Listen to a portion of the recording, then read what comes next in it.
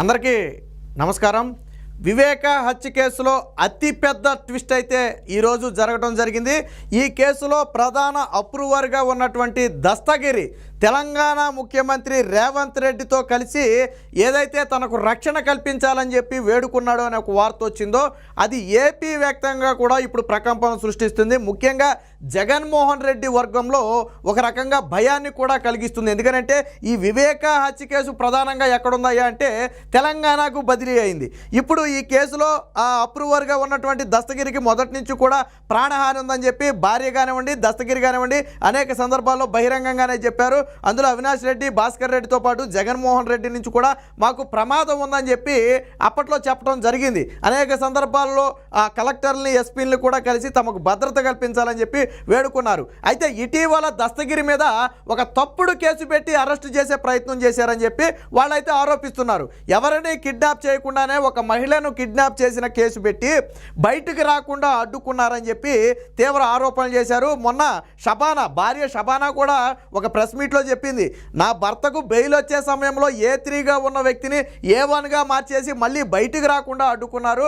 గతంలో మొద్దు సీను మాదిరి నా భర్తను ఏదైనా చేస్తారేమోననే భయం కలుగుతుందని చెప్పి తన భార్య మీడియా వేదికగా ఆవేదన వ్యక్తం చేసుకోవడం జరిగింది. అయితే తాజాగా బయటకు వచ్చినటువంటి దస్తగిరి మాత్రం ఇక ఏపీ నుంచి అయితే తనకు ఏ రక్షణ ఉండదు, అందులోనూ ఎన్నికల దగ్గర పడుతున్న నేపథ్యంలో వివేక హత్య కేసు ముందుకి కదలకూడదంటే దస్తగిరి కూడా నోరు విప్పకూడదు, ఆ ఉద్దేశంతోనే ఏదో ఒకటి చేస్తారనే అనుమానంతో ఈరోజు తెలంగాణ పోలీసుల నుంచి తనకు రక్షణ కల్పించాలని ఆ తెలంగాణ ముఖ్యమంత్రి రేవంత్ రెడ్డిని కోరటం అనేది ఇప్పుడు ఒక సంచలన విషయంగా మారింది. ఎందుకంటే ఇప్పటి వరకు కూడా ఎప్పుడు పక్క రాష్ట్ర ముఖ్యమంత్రిని కోరలే. గతంలో అంటే సీఎం కేసీఆర్గా ఉండేవాడు. కేసీఆర్ అంటే జగన్మోహన్ రెడ్డికి అత్యంత ఆప్తుడు కాబట్టి ఎప్పుడు కూడా సహాయం అడిగే ప్రయత్నం చేయలే.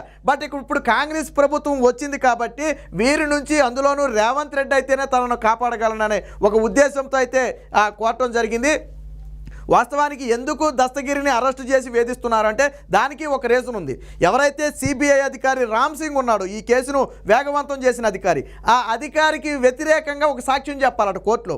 ఏమని? ఆ అధికారి బలవంతంగా నాతో చెప్పించాడు, నా అంతటగా నేను చెప్పలేదు, నన్ను భయపెట్టి బెదిరించి నాతో వాంగ్మూలం ఇప్పించారు, కాబట్టి ఆ వాంగ్మూలాన్ని పరిగణలో తీసుకోవద్దని చెప్పి ఒక మాట చెప్పించి రామ్ సింగ్ అనే అధికారిని ఇరికించాలనే ప్రయత్నం చేస్తున్నారు కొంతమంది.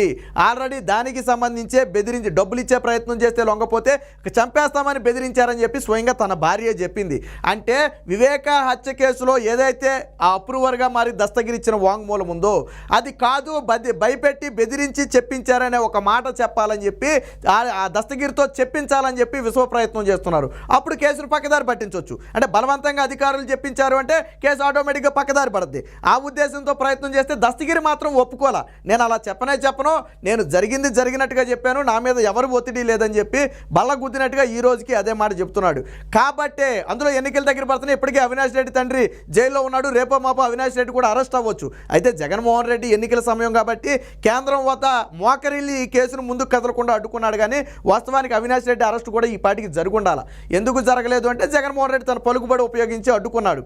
ఎందుకంటే అసెంబ్లీ సాక్షిగా నా కన్ను అని చెప్పి కాపాడుకుంటూ వచ్చిన వ్యక్తి ఇప్పుడు కన్నా అవినాష్ రెడ్డి అరెస్ట్ అయితే దాని ప్రభావం పులివెందుల, కడపలోనే కాదు రాష్ట్రం మొత్తం పడుద్ది. జగన్మోహన్ రెడ్డి సమాధానం చెప్పుకోవాలా. దీని వెనక జగన్మోహన్ రెడ్డి హస్తం ఉందేమోననే అనుమానం కూడా ప్రజలకు రావచ్చు. కాబట్టే ఈ కేసు ముందుకి కదలకుండా జగన్మోహన్ రెడ్డి తొక్కుపట్టాడు. ఇలాంటి సమయంలో దస్తగిరి మాట్లాడితే ప్రమాదం అనే, దస్తగిరికి ఏదైనా హాని కలిగిస్తారనే భయం అయితే వాళ్ళలో ఉంది. ఈ నేపథ్యంలోనే తెలంగాణ ముఖ్యమంత్రి రేవంత్ రెడ్డికి అయితే దస్తగిరి ఒక వినతి పత్రం అయితే అందజేయడం జరిగింది. మరి దీని మీద ఇప్పటివరకు అయితే తెలంగాణ పోలీసులు కానీ లేదా కాంగ్రెస్ నేతలు కానీ ఇప్పటివరకు స్పందించలేదు. కానీ మానవతా కోణంతోనైనా స్పందిస్తారు. ఎందుకంటే గతంలో సునీత, వివేక కూతురు సునీత మీద అసభ్య పదజాలంతో సోషల్ మీడియాలో విరుచుకు పడితే ఏపీలో కేసులు నమోదు చేయకపోతే దాన్ని తెలంగాణలో కేసులు పెట్టారు. సో ఆ కేసులు ఆల్రెడీ ఇప్పుడు నడుస్తూనే ఉన్నాయి.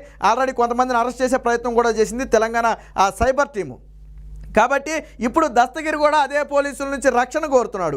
కాబట్టి ఖచ్చితంగా దస్తగిరికి అయితే ఊరట కలిగించే అంశమే వస్తుందని చెప్పి అందరూ భావిస్తున్నారు. ఏది ఏమైనా ఒక బాబాయి హత్య కేసేమో జగన్మోహన్ రెడ్డికి భయపడి పక్క రాష్ట్రానికి బదిలీ చేశారు. అందులో సాక్ష్యం చెప్పిన వాళ్ళు కూడా ఇప్పుడు జగన్మోహన్ రెడ్డికి భయపడి పక్క రాష్ట్రం నుంచి రక్షణ కావాలని చెప్పడం అంటే రాష్ట్రంలో పరిస్థితులు ఎలా ఉన్నాయో చెప్పడానికి ఇదొక ఉదాహరణ. ఏది ఏమైనా దస్తగిరి విషయంలో మాత్రం తెలంగాణ ప్రభుత్వం కానివ్వండి, రేవంత్ రెడ్డి కానివ్వండి, తెలంగాణ పోలీసులు కానీ సానుకూలంగానే స్పందిస్తారని చెప్పి అందరూ భావిస్తున్నారు. ఏపీ ప్రజలతో పాటు తెలంగాణ ప్రజలు కూడా వివేక హత్య కేసులో దోషులకు శిక్ష పడాలనే కోరుకుంటున్నారు. దాని వెనక ఎవరైనా ఉండేవండి, శిక్ష పడాలనే బలంగా కోరుకుంటున్నారు. కాబట్టి ఇలాంటి సమయంలో కీలకంగా ఉన్నటువంటి దస్తగిరికి కానీ ఆయన భార్యకి కానివ్వండి రక్షణ కల్పించడం అనేది అత్యంత ముఖ్యం. మరి చూద్దాం తెలంగాణ ప్రభుత్వం ఏ విధంగా స్పందిస్తుంది, తెలంగాణ పోలీసులు ఏ విధంగా స్పందిస్తారనేది వేచి చూడాలి.